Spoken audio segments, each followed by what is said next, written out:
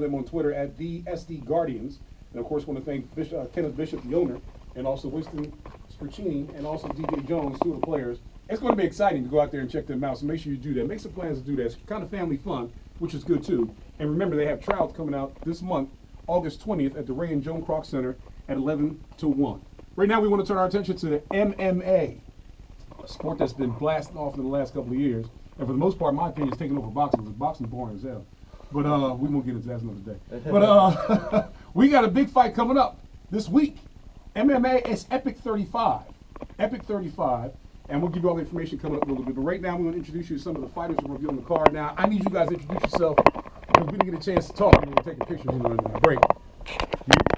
Hi, I'm Juliana Miller, and we'll be having my second amateur fight this Friday. Juliana Miller, the Killer Miller, I'm told, right? Attempted Killer Miller. Yeah, that's what I was going to say. But I'm going to ease up a little bit. But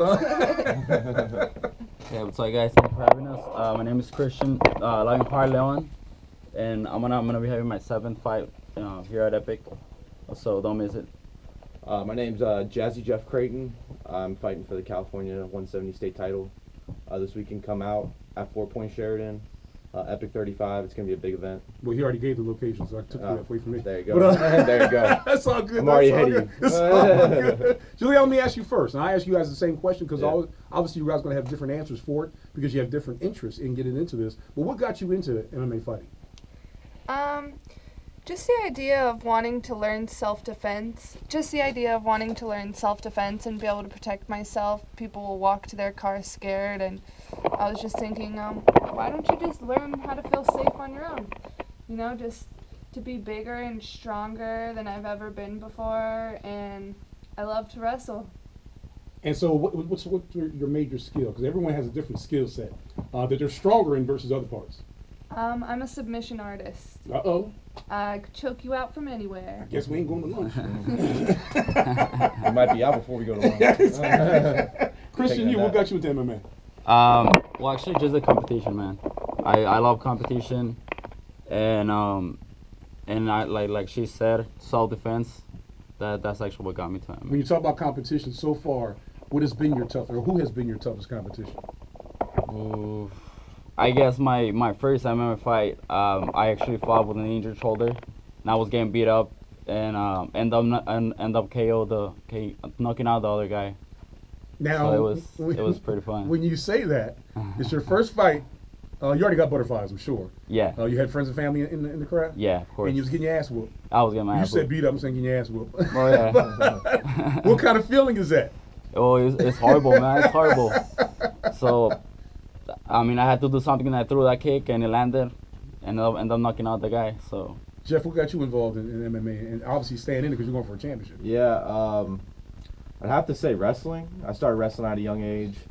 I was always getting in fights on the playground during recess, so I think I was just kind of like born to be a fighter. My dad was like, I knew you were going to be a fighter. You were like 4 years old. We were at McDonald's.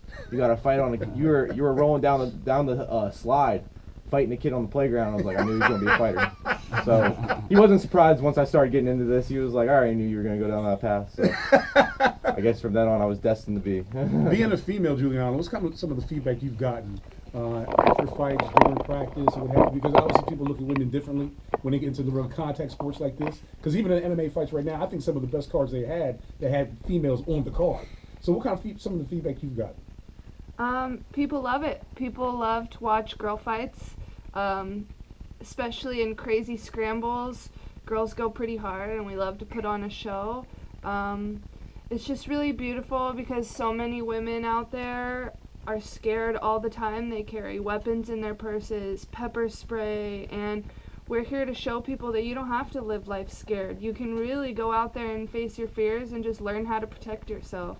We're talking MMA, especially with the event coming up at the 4 Point Sheraton this week. Epic 35 it is. Some of the fighters on that card. You can always follow these guys on Twitter at Epic Fighting. And, of course, you can follow the show on Twitter and Instagram at CS Key Show. This card coming up, the 13th, is right? Or no, the 18th. 18th, yes. at the 4 Point Sheraton. The website is epicfighting.com. epicfighting.com. That's what I thought. I just want to make sure. But anyway, this card coming up on the 18th. What kind of card is it, Christian?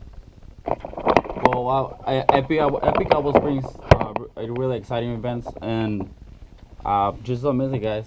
I was 18, 4.0 out of 10.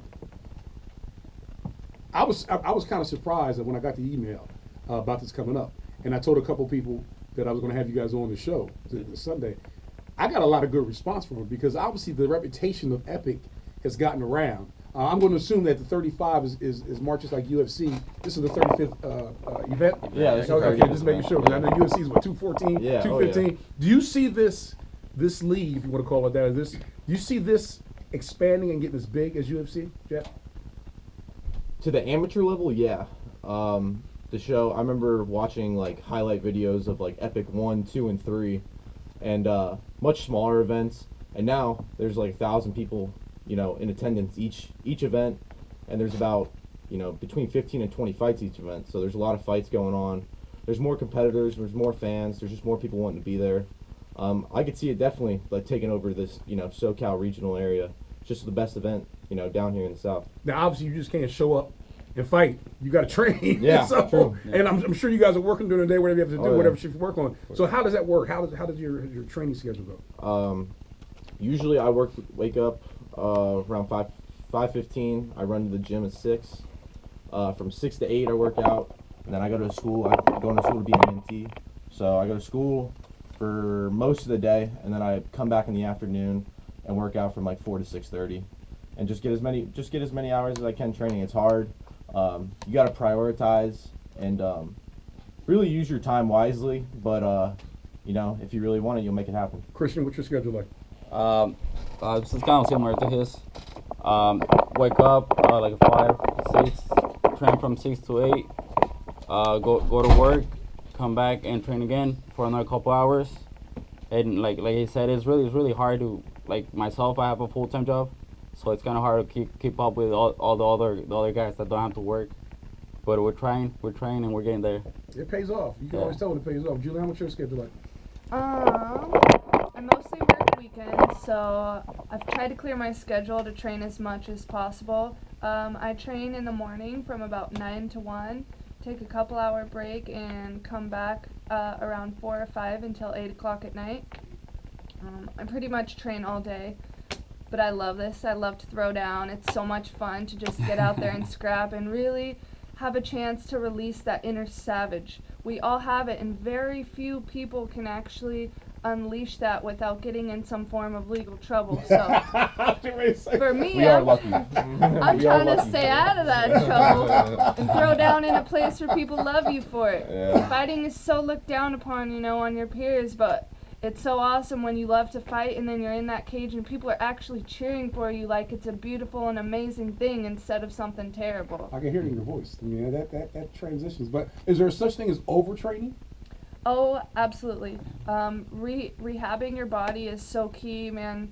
You kind of get shut out when you train too much. It's happened to me all the time, but I'm addicted to it. I love it so much. I always find myself back in there. Now, when you first got into it, obviously there was some hesitation, I'm sure, because you never experienced it before. But once you got into it, how quickly did you all of a sudden fall in love with it? It took me about a month because I started with wrestling, and it was hard for me to be so close to other people, or there's these sweaty people rolling around on the mat, and as a female you're kind of like, well, you want that guy to wrap his legs around me and put me in his guard.